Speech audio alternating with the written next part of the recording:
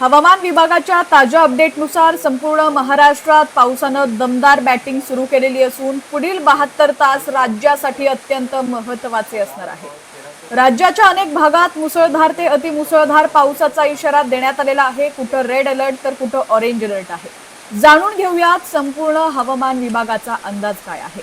सर्वात आधी पाहूयात सर्वाधिक धोका कुठं आहे। हवामान विभागाने आज संपूर्ण पुणे जिल्हा, घाटमाथा परिसर आणि रायगड जिल्ह्यासाठी रेड अलर्ट जारी केलाय। या भागात अतिवृष्टीची दाट शक्यता असल्यानं प्रशासनानं सर्व यंत्रणा सतर्क राहण्याचे आदेश दिलेले आहेत। मुंबईत सलग तिसऱ्या दिवशी पावसाचा जोर कायम आहे। मुंबईकरांसाठी मोठी अपडेट म्हणजे शहरात काही ठिकाणी पुढील 24 तासात 200 मिलीमीटर पर्यंत पावसाची नोंद होऊ शकते। अंधेरी, गोरेगाव, मलाड, बोरिवली, सांताक्रूजसह अनेक उपनगरांमध्ये पहाटेपासून जोरदार सरी कोसळत आहेत। सकल भागात पाणी साचण्यास सुरुवात झालेली असून वाहतुकीवरही परिणाम होतोय। मुंबईसह ठाणे, पालघर, रत्नागिरी तसंच सातारा आणि कोल्हापूरच्या घाटमाथा परिसरासाठी ऑरेंज अलर्ट देण्यात आलाय।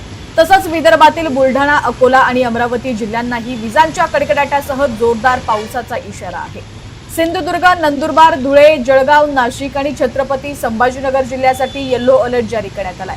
त्याचबरोबर अहिल्यानगर, जालना, बीड, परभणी आणि नागपूर, वर्धा, चंद्रपूर, गोंदिया, गडचिरोली या जिल्ह्यांमध्ये विजांच्या कडकडाटासह वादळी पावसाचा अंदाज वर्तवण्यात आलाय। वाढता पाऊस पाहता नागरिकांनी अत्यावश्यक काम असल्याशिवाय घराबाहेर पडणं टाळावं। सकल भाग, धबधबे आणि नद्यांच्या पात्रानजीक जाणं टाळा। स्वतःची आणि आपल्या परिवाराची काळजी घ्या।